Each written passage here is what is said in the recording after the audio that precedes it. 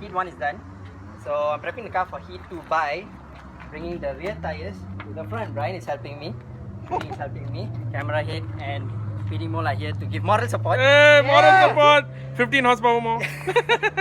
So one of the main thing I want to show you guys is the difference between the rear and front tire. This is the front, this is the rear. So it's clearly very much fresher than the back. And from the outside, before you take it out, you don't actually see that difference, you know. So I'm hoping this will give me a small advantage a bit later.